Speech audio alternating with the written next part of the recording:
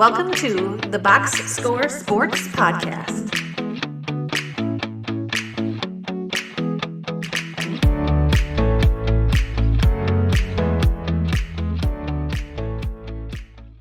Welcome back, everybody, to the Box Score Sports YouTube channel. I'm your host, Ryan. On today's episode, we are going to continue our NBA preview with the Phoenix Suns.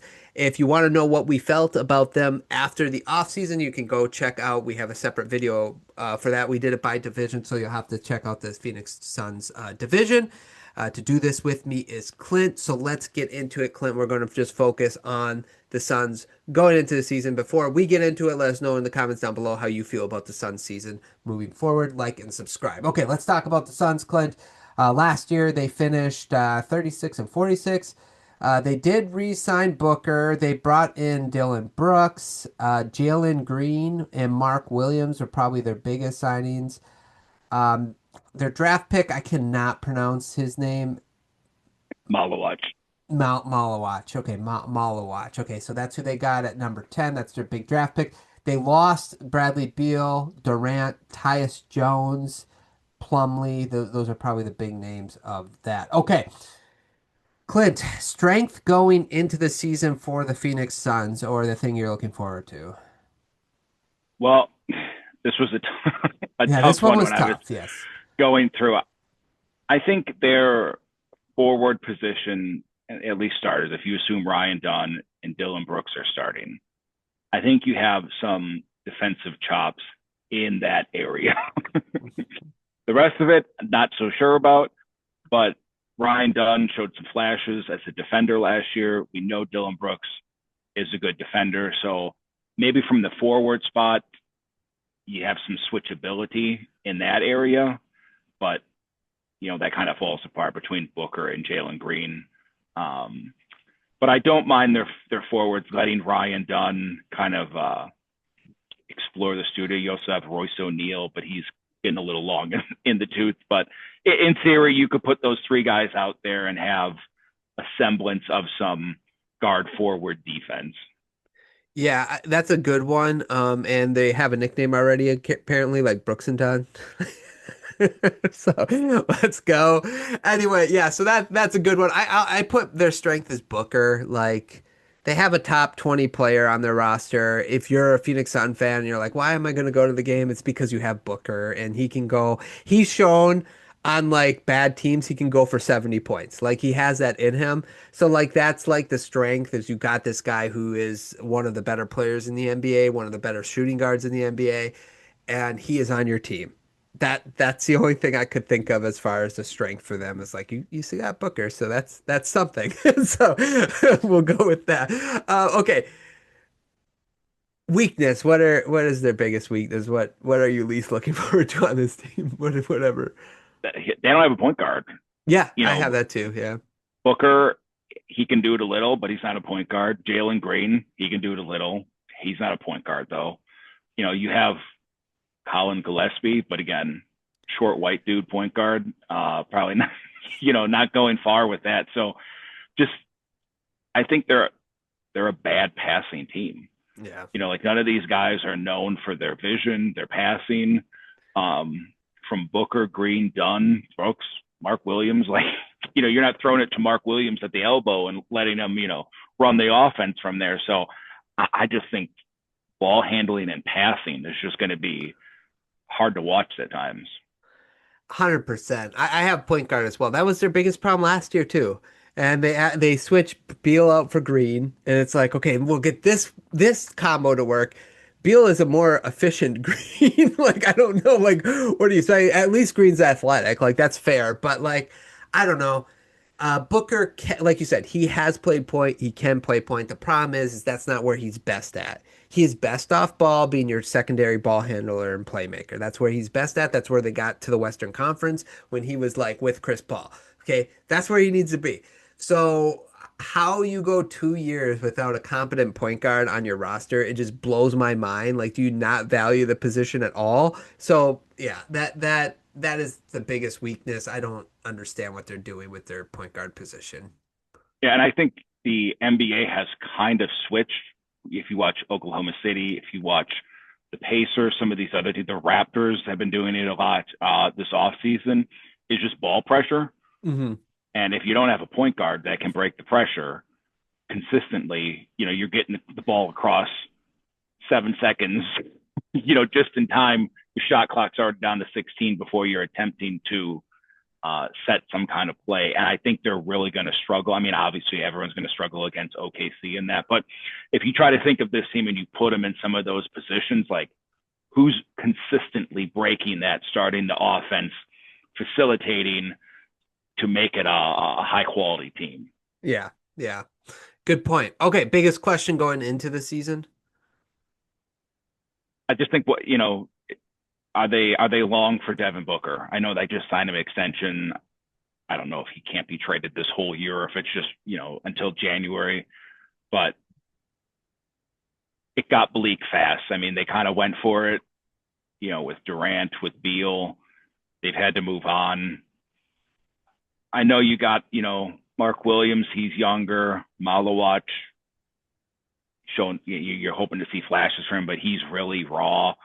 Ryan Dunn, like you have some of these guys that you're like, I want to watch, maybe see what happens from it, but I don't know what the direction of like where they go from here, because we're going to get to predictions for the team, but when you look at this roster in the Western Conference, Yeah. Does Devin Booker does he want to be like a better Bradley Beal and just play it all out in Phoenix and just put up some awesome numbers, or is he going to like go through this year and be like, all right, we don't really have picks. We don't really have anyone behind me. Right. That's going to be a number two. So I think Devin Booker's longing for Phoenix. He's given no intention of leaving, but I think we're reaching a point like what's he looking around at? You mean he hasn't considered the Knicks yet, like every other superstar considers the Knicks? Um, yeah, I agree with you. By the way, he can be traded after January 10th. So he can still be traded before the deadline. They just gotta wait till the middle of January. Um, it's a great question. I think like, are they kind of hoping the Rockets will get desperate and want Booker, and then you can get your first round pick back?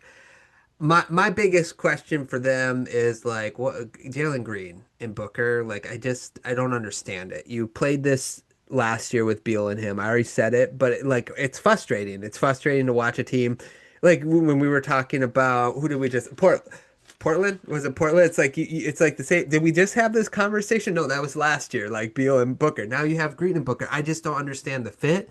I don't know what you're doing with Green and Booker on the same team. Are they going to look to trade Green, maybe like get his stock up and hopefully like trade Green and keep Booker? But I don't understand what they're doing with that combination. So that's like my big question. What's the purpose of Green and Booker together?